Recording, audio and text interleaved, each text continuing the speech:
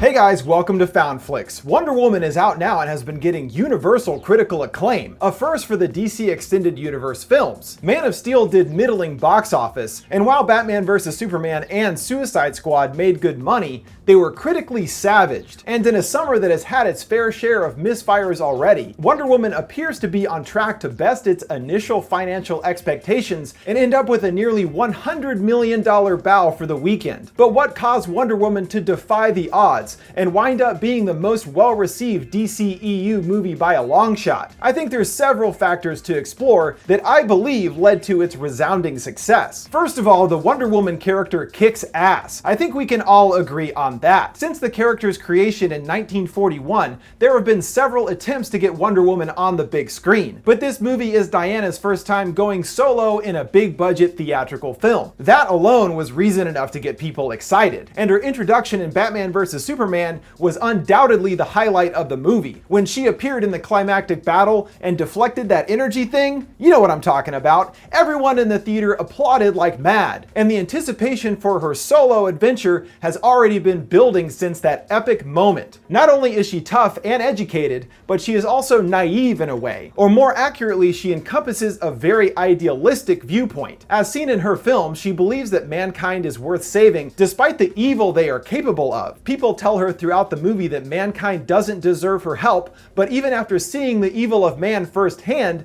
she continues to believe that people are worth saving. It's that combination of ideals that make her a positive role model to everyone, but especially for women around the world. A lot of modern female characters are criticized for being underdeveloped and usually used more as objects of desire. To be fair, there's some of this in Wonder Woman too, but regardless, she is still a well-rounded and strong character that believes in the good in the world and is a strong beacon for that ideal. This led to the movie being embraced by moviegoers as having a positive feminist message at its core, as seen with the much hyped in the media women-only screenings of the film hosted by Alamo Drafthouse. It might be seen as exclusionary by some, but the screening was about uniting women together through the positive female message of the film. Another big factor is the tone of Wonder Woman stands in stark contrast to the very gloomy and dark atmosphere of the previous DCEU films. Wonder Woman is more akin to an adventure movie and is simply a lot more fun. It feels like a combination of Captain America: The First Avenger, Thor,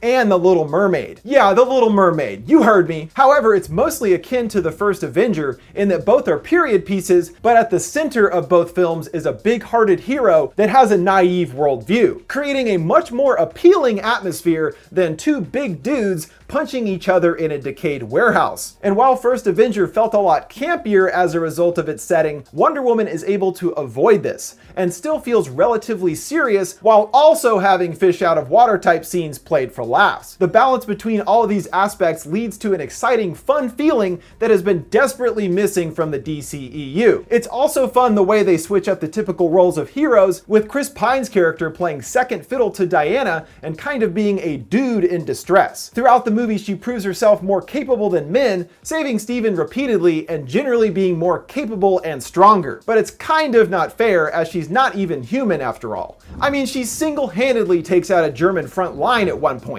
Obviously, no human is at the level of a demigod. Speaking further to the change in tone is the introduction of a fresh voice in the DCEU, with Patty Jenkins taking the helm of Wonder Woman. That's right, ladies can direct action movies and do a great job. Her action scenes are definitely beholden to Zack Snyder, with a never-ending barrage of people jumping around in ramping slow motion, but the rest of the scenes are notably different. Wonder Woman spends a lot more time getting to know Diana and developing her relationship with Steven, and these scenes lend a more grounded emotional style than what we've mostly seen so far in the DCEU. You know what else really helps, and it's probably paramount to everything else? The movie is good. Yes, they made a good movie, and that makes a big difference. Originally, the movie was on track to make $65 million, but that suddenly increased dramatically to $95 million when all of the glowing reviews started coming out. The reviews led to more positive word of mouth and increased buzz about the movie. And of course, positive word of mouth is the best way to help a movie to become successful nowadays. And on the opposite spectrum, if the movie sucks, people around the world will know in an instant. So again, it helps a lot if your movie is actually